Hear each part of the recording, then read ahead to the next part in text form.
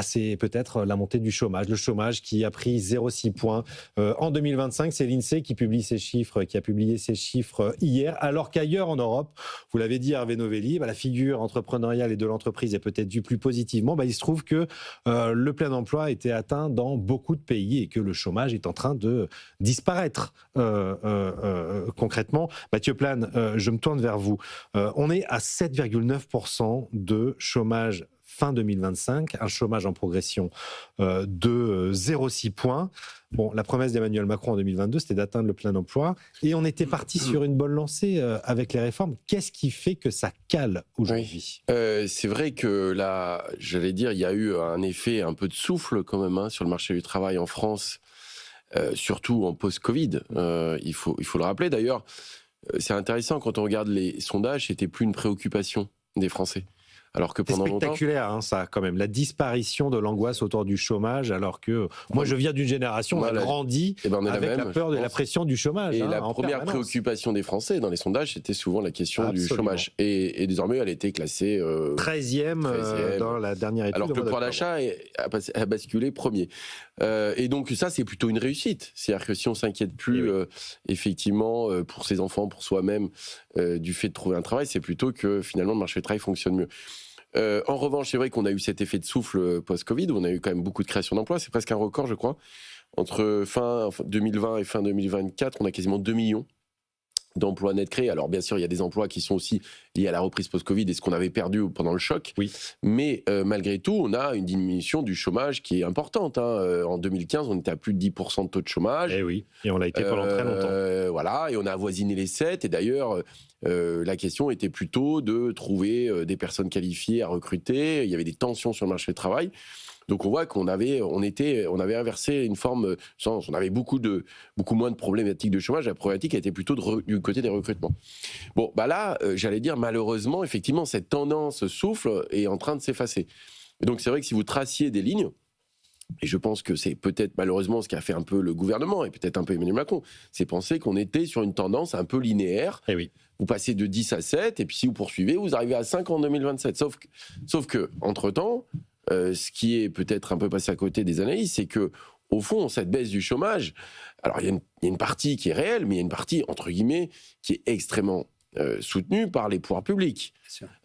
Oui, financé par de l'aide publique. Par de l'aide publique. Vous pensez à l'apprentissage notamment. Alors, et effectivement, l'apprentissage est quelque chose d'utile, mais on est passé de 300 000 apprentis à près d'1 million. Oui. Aujourd'hui, la question budgétaire va se poser. Il y a eu des aides exceptionnelles pendant les crises, notamment au Covid, énergétique, et on a eu d'ailleurs très peu de faillites. On a eu très peu de faillites d'entreprises. On a socialisé toute l'économie française pendant la crise Covid. Effectivement, et donc même on a créé des formes d'entreprises zombies, c'est-à-dire que du coup, aujourd'hui, on a des niveaux de faillite avec un effet de rattrapage qui est important, et donc des emplois qui avaient été préservés pendant la crise sont en train de disparaître. Donc en fait, vous avez l'effet de retour de manivelle un peu. Et, oui. Et donc c'est vrai que vous avez gonflé le ballon, et c'était très bien parce qu'on a créé beaucoup d'emplois, mais soutenu beaucoup budgétairement. À partir du moment où vous retirez un peu ces aides budgétaires, forcément le ballon se dégonfle. Et la question, c'est jusqu'où il va se dégonfler. Et c'est vrai que nous, on fait des prévisions, et 2026 est assez mal enclenché. Parce qu'on l'OFCE, c'est fin 2026, on est à 8%, 8,2%. Bon. Et ça, c'était déjà au mois d'octobre. Et juste pour finir là-dessus, 2026, c'est quoi ? C'est que vous avez comme des vents contraires, une croissance qui est plutôt poussive, même si elle résiste, elle reste poussive, on sera autour de 1%. On a cette réduction des déficits et donc des politiques publiques, y compris l'apprentissage qui risque d'être rogné. Il y a la question toujours de l'incertitude qui flotte, et donc c'est vrai que la variable d'ajustement là-dedans, le risque c'est que ce soit effectivement l'emploi, et donc on ait un volet de réduction d'emploi encore qui continue. André, je disais tout à l'heure, on est quand même un peu un cas unique, peut-être pas, mais enfin de plus en plus isolé au sein de l'Europe. C'est-à-dire qu'en Allemagne, on est au plein emploi depuis longtemps. Au Benelux, l'Italie se redresse. Alors d'autres pays sont en train de souffrir. Quand même. L'Allemagne vient d'annoncer énormément de suppression d'emplois, notamment dans l'industrie. Mais c'est vrai qu'on est plutôt sur du 4-5%. On est à 3,8% de chômage. C'est-à-dire que le plein emploi est même sous les 5% en réalité. Alors il y a un indicateur qui, je pense, est intéressant à utiliser dans les comparaisons européennes, c'est le taux de chômage des jeunes. Oui. Aujourd'hui, chez nous, est au-dessus de 20%. Alors, il y a certains pays comme l'Espagne, l'Europe du Sud, qui traditionnellement ont des taux qui sont plutôt à 20, 25, voire 30 parfois pour l'Espagne.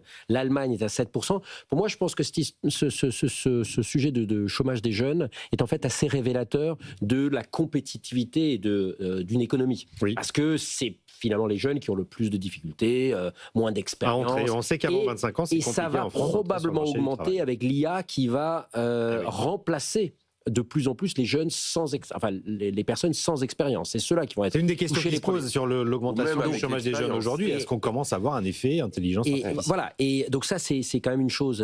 Donc en fait, quelque part, ça met en lumière, et on vous l'avait bien dit avec la socialisation de l'économie, c'est qu'en fait, on n'a pas vraiment réussi dans les 10, même dans les 20, dans les 30 dernières années, à structurellement changer l'économie française. On a réussi à faire des ballons, comme vous le disiez, et en plus, il faut remettre deux problèmes côte à côte. Je veux dire, l'augmentation, l'explosion de la dette et le fait qu'on ait réussi à avoir un certain niveau de plein d'emploi sont totalement liés parce qu'on a soutenu artificiellement, voire, alors je ne sais pas ce que Hervé Novelli va le dire là-dessus, on a soutenu des entreprises qui en fait n'auraient jamais dû. Parce qu'une entreprise qui cesse son activité, c'est souvent un drame humain, mais c'est aussi la mécanique. C'est-à-dire que quand on a des entreprises qui sont non compétitives, qui produisent sous leur prix, etc., les entreprises doivent mourir. Sinon, elles font mourir tout le monde. Il y a quand même une deuxième chose chose qui est très importante, c'est qu'en fait, je trouve ce débat français à nouveau. Alors certains disent que la classe politique a un niveau qui baisse. Je suis de ceux-là. Où est le débat sur effectivement l'importance de l'IA ? Où est le débat sur ce que même des gens comme Musk, qu'on l'aime ou pas, ils parlent d'une ère de l'abondance ? Où est le débat sur la robotisation, notamment dans un contexte de vieillissement de la population qui n'est pas forcément qu'une chose négative ? Et je trouve qu'on a tendance à s'accrocher sur des vieilles recettes et on ne se projette pas sur l'avenir. Et les gens qui ne se projettent pas sont toujours ceux qui perdent. Bon, il y a un homme qui a changé structurellement l'économie française quand même dans ces 15-20 dernières années. C'est Hervé Novelli, il est autour de la table. C'est le créateur du statut de l'auto-entrepreneuriat qui est quand même une réussite absolument exceptionnelle dans le paysage français. Oui, alors moi je voudrais revenir et mettre un peu les pieds dans le plat sur les blocages français.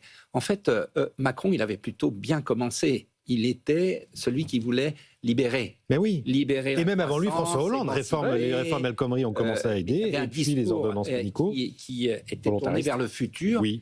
Et quelques décisions, comme vous l'avez dit, ont été bienvenues. On a un peu flexibilisé. Réforme de l'assurance chômage, du RSA. On a fait la réforme des prud'hommes, on a fait des choses. Mais peu à peu, il s'est installé dans le distributeur. Il est passé du statut d'émancipateur à celui de petit père du peuple, c'est-à-dire celui qui fait des chèques dès qu'il y a un problème. Et ça ne marche pas. Il y a la crise des Gilets jaunes. C'est vrai que depuis, c'est un peu la politique bien du chèque. sûr, mais il a, pendant des années, trouvé dans l'endettement et donc dans la distribution le moyen de cacher les problèmes structurels de la France. Les problèmes structurels, on les connaît. C'est un marché du travail très rigide, un marché du travail très Est-ce que c'est toujours le cas après les réformes El Khomri, justement, les réformes pénales ? Je vais vous donner un exemple, parce que vous avez la gentillesse de rappeler ce que j'ai fait quand j'ai créé le statut de l'auto-entrepreneur. C'est une manière de flexibiliser le marché du travail. Bien sûr. Et j'ai proposé à de nombreuses reprises qu'on fasse beaucoup plus pour les jeunes notamment. Dans tous les autres pays, ils trouvent des jobs d'étudiants dans des conditions qui sont des conditions de freelancing, comme on dit, qui permettent à tous les étudiants de trouver un job et de compléter ainsi leur revenu pour poursuivre leurs études. Chez nous, c'est impossible.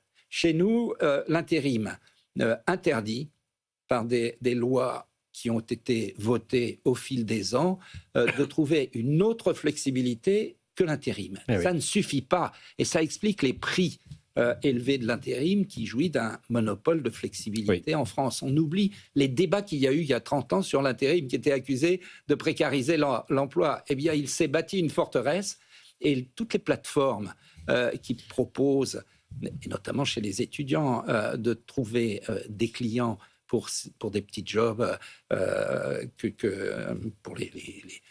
quand il y a des rushs sur tel ou tel aspect de consommation. Combler un pic de production. Est requalifié. Tout cela fait l'objet de contrôles de l'URSSAF ou de l'inspection du travail, qui fait qu'on ne trouve pas pour un jeune d'activité qui soit simple à opérer et qui lui permette, à travers une facture, de pouvoir dégager un revenu. C'est complètement insensé que le chômage des jeunes soit à ce niveau et qu'on interdise cette sorte de flexibilité qui permet à un étudiant... Vous savez, lorsqu'il y a eu la crise du Covid, vous en parliez, eh bien, qui a fait les petits tests dans les narines? Ce sont des étudiants auto-entrepreneurs dans les facultés de médecine ou de pharmacie qui ont rendu des services. Oui. On l'a oublié. Alors là, il n'y a pas eu de contrôle. Simplement, tout de suite après, on s'est vengé. Et aujourd'hui, je trouve qu'on n'utilise pas assez ces flexibilités que j'ai eu le bonheur de créer. Et ça me navre. Parce que, regardez sur l'apprentissage. On pourrait trouver une formule qui fasse que les seniors puissent aller dans les entreprises sous forme d'auto-entrepreneurs pour continuer d'aider il y a et les empêches, d'accompagner les jeunes. Ils peuvent le faire aujourd'hui. Les entreprises ont le droit d'embaucher des auto-entrepreneurs. Bien sûr, mais qui y a pensé? Personne, et je l'ai proposé. Appel aux chefs d'entreprise. Je pêche dans le désert, et ça m'énerve. Un mot sur les jeunes, Mathieu Plane, c'est que quand même l'apprentissage a été là pour ça, les remettre dans le plan. Moi, je trouve qu'il y a quelques bonnes nouvelles quand même dans ces chiffres du chômage, même s'ils montent, c'est que, on a fait rentrer les jeunes en réalité dans les chiffres du chômage au travers de l'apprentissage. C'est-à-dire que si le chômage des jeunes monte, c'est peut-être parce qu'ils sont entre deux contrats. Ils sont sortis de l'apprentissage pendant leurs études et puis attendent soit un nouvel apprentissage, soit un poste. Le deuxième, c'est que le chômage monte, la croissance augmente aussi. Ça veut dire que la compétitivité française, la productivité française, s'améliore, ce qui est un bon point pour l'avenir aussi. Et puis, le dernier, c'est Matignon qui explique ça. C'est que si les chiffres du chômage augmentent, c'est aussi parce que c'est du fait de la réforme du RSA. C'est-à-dire que ceux qui touchent le RSA ont maintenant l'obligation de se former une quinzaine d'heures par semaine pour retrouver un emploi. Le thermomètre est devenu un petit peu plus... exactement. Alors, pour répondre en sens inverse, là, on va, dans la dernière note de l'INSEE, il me semble que ça représente 1/10 de la hausse du taux de chômage. Ah oui. Sur les 0,2 points, c'est 0,02 qui sont liés à la variation du taux de chômage des personnes au RSA qui sont comptabilisées maintenant. Donc, c'est pas négligeable, mais c'est pas ce qui représente tout. Bon. Par contre, c'est vrai que le thermomètre est un peu fragilisé parce que cette réforme-là inclut des personnes dans le marché du travail qui, avant, n'étaient pas forcément dans les statistiques. Sur les autres questions, c'est vrai que une des bonnes nouvelles, au fond, c'est que le taux d'activité des jeunes augmente. Oui. Et là, c'est assez surprenant. C'est-à-dire que ce qu'on voit, c'est qu'on a une forme de baisse du taux d'emploi, et notamment liée à l'apprentissage au 4e trimestre, 0,2 points. Bon, il faudra regarder les statistiques, mais 0,2 points du taux d'emploi, ça représente presque 80 000. C'est énorme. C'est énorme.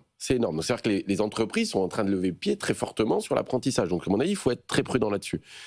Mais de l'autre côté, ce qu'on voit, ce qui est peut-être intéressant, c'est que le taux d'activité des jeunes, lui, diminue pas. C'est-à-dire que les jeunes continuent quand même à rentrer plus sur le marché du travail qu'avant, même s'il y a moins d'attractivité sur certains emplois.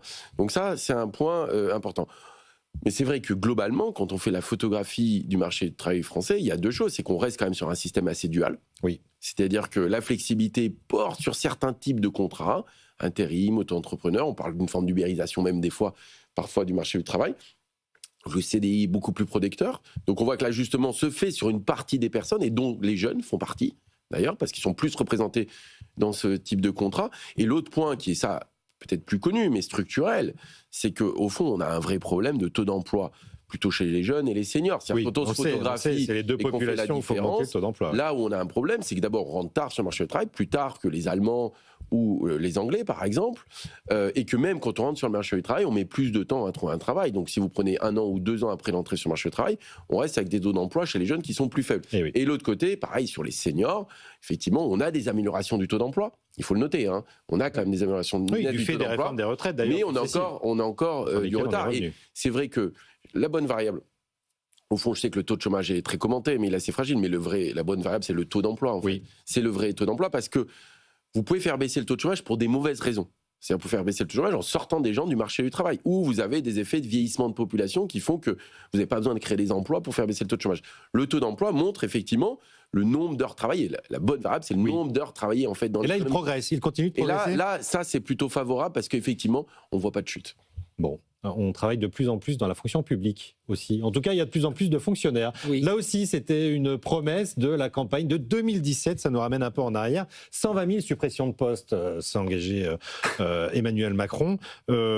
On a eu les chiffres de l'INSEE qui sont tombés encore une fois hier, c'est plus 34 000 je crois en 2024, mais je suis allé voir le delta entre 2017 et fin 2024, on est à 250 000 créations de postes. Ça va un peu dans la suite de ce que vous dénonciez tout à l'heure à Novelli, c'est-à-dire qu'avec la politique du chèque, on a aussi multiplié les embauches dans la fonction publique. Quand vous distribuez, il faut des guichets pour, pour cela. Mais ce que je voudrais dire, c'est que en insistant sur le nombre d'emplois de fonctionnaires à supprimer, comme l'avait fait Emmanuel Macron et d'autres avant lui, on passe à côté de ce qui est le plus important et qui va se poser à notre pays, c'est le contour de l'État.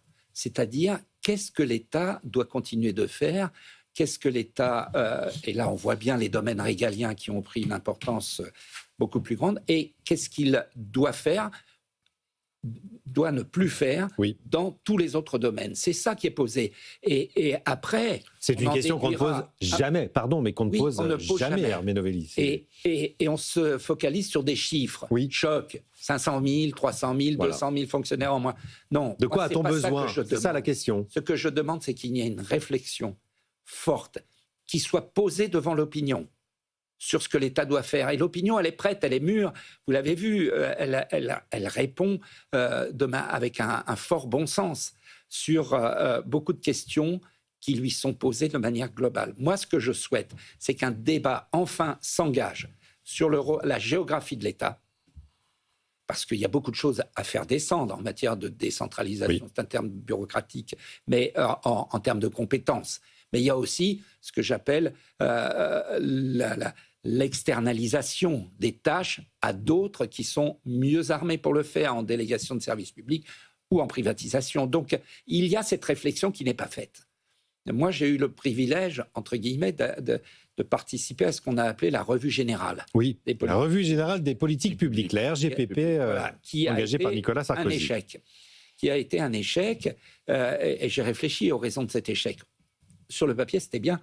On passait en revue tout ce que faisait l'État et on en tirait des conclusions. Et première erreur, on a mis pour présider cette revue générale deux préfets.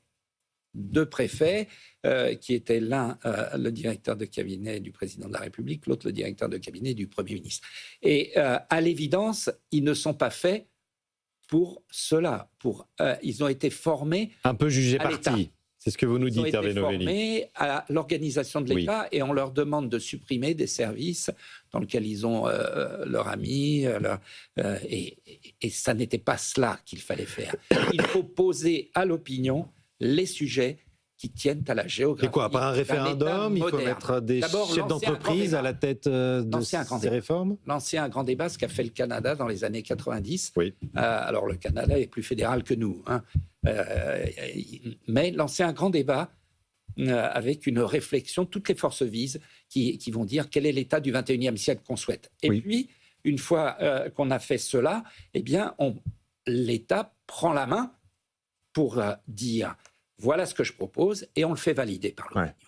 Voilà ce que je propose, un État moderne, un État recentré sur ses missions, un État qui soit en situation de répondre. Et un État où est-ce qu'il faut rémunérer ses fonctionnaires au mérite. Ça, c'est un débat qui est lancé par l'Institut Montaigne, une note de Jean-Dominique Sénard. Et alors, les fonctionnaires, ça devient un sous-problème, ça n'est plus le sujet. On adapte le nombre de fonctionnaires. On pose des objectifs avant d'apporter les moyens, et peut-être pas l'inverse, effectivement. Ce débat sur la rémunération au mérite, il est lancé par Jean-Dominique Sénard, président de Renault, et Jean-Louis Bourlange, l'ancien président de la Commission des Affaires étrangères de l'Assemblée nationale, pour l'Institut Montaigne, dans un rapport sur la responsabilité dont on a parlé il y a quelques jours déjà. Mais le débat remonte sur faut-il ou pas rémunérer les fonctionnaires au mérite. André Le Pétri. On disait tout à l'heure que le rôle des entrepreneurs, c'était de bien poser les problèmes. Il y a un très grand compatriote à moi qui disait un problème bien posé est à moitié résolu. Et effectivement, on le pose rarement. Et mal nommer les choses, c'est ajouter un peu de malheur au monde. Exactement. Et c'est ce qui est terrible, c'est qu'en fait, même les mots les plus importants, vous parliez de décentralisation ou de subsidiarité, sont souvent des mots qui ont une connotation technocratique alors qu'ils sont essentiels. On oublie aussi souvent, on a ce mythe en ce moment en France, c'est revenons à l'époque gaullienne. Mais en fait, quand on regarde l'histoire de la France, que ce soit au 19e siècle, mais peut-être c'est pas un modèle, mais c'était quand même le boom industriel au 19e siècle. En fait, l'État était extrêmement... il y avait énormément de liberté, il y avait la plupart des chemins de fer étaient privés, en fait, toute la partie ouest de Paris a été construite par des entrepreneurs, mais même au temps de De Gaulle, en fait, le rôle de l'État était beaucoup plus faible. Je pense, moi je vais mettre les pieds dans le plat, c'est une question de pouvoir. C'est-à-dire qu'aujourd'hui, vous avez des gens qui ont... Quand vous écoutez parler de l'économie en France, vous avez des banques publiques qui disent « nous avons créé le capital risque français ». Non mais attendez, c'est facile de faire des chèques. Après, il faut savoir, est-ce que c'est rentable ? Et on voit aujourd'hui bien que les milliards qu'on a investis qui se retrouvent dans notre dette n'ont pas eu la rentabilité escomptée.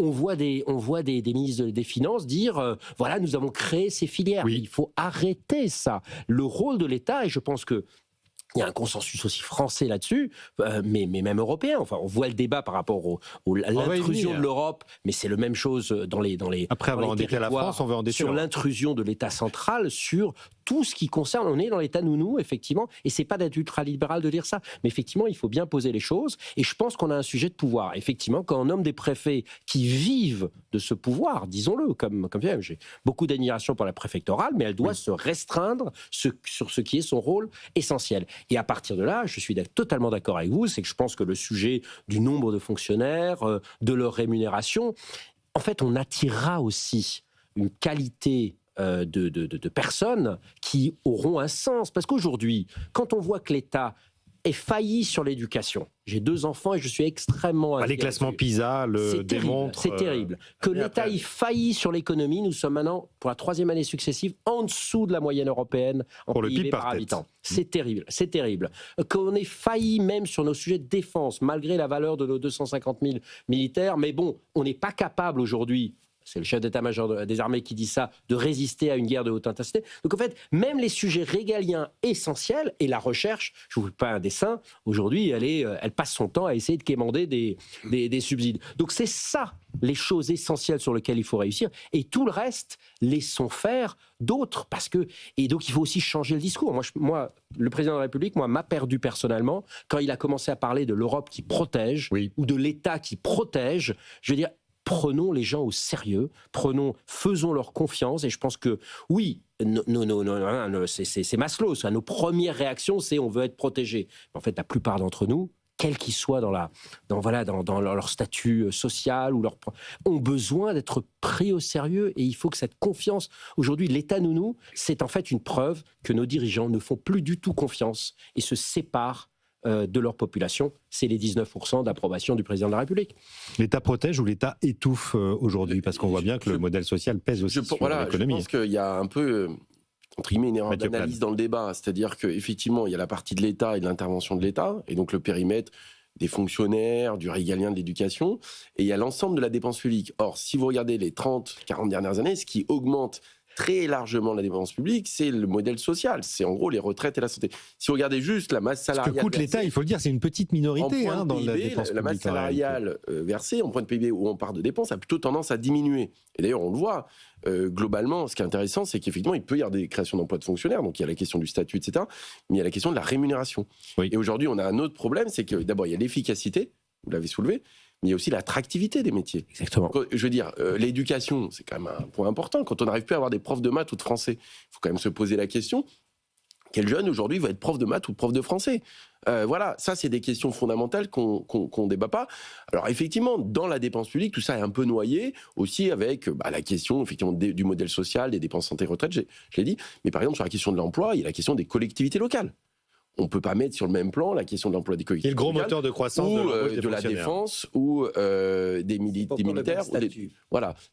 Donc ce que je veux dire, c'est que ça regroupe l'égalité des statuts entre collectivités locales et publiques. Les fonctionnaires d'État. Je pense qu'on a ouvert une porte exceptionnelle à la croissance, à l'inflation. Et c'est ce que dit plutôt la Cour des comptes. C'est qu'aujourd'hui, il y a la Cour des comptes, mais il y a mais je l'ai vu moi-même. Puisque j'ai eu le privilège d'être élu local. Donc j'ai vu cette inflation des postes dans les collectivités parce qu'on a mis un trait d'égalité entre statut de la fonction publique et administratif. Et parce qu'on a rajouté des strates aussi au millefeuille, notamment avec les intercos. Mais ce qui montre qu'il faut faire distinction entre la fonction publique d'État, la fonction publique locale et la fonction publique hospitalière, qui n'ont pas les mêmes missions et donc les dynamiques n'ont pas été forcément tout le temps les mêmes. Donc je veux dire, c'est un débat où il faut vraiment rentrer dans le détail pour bien comprendre les choses. Bon, ça c'est le débat national. On va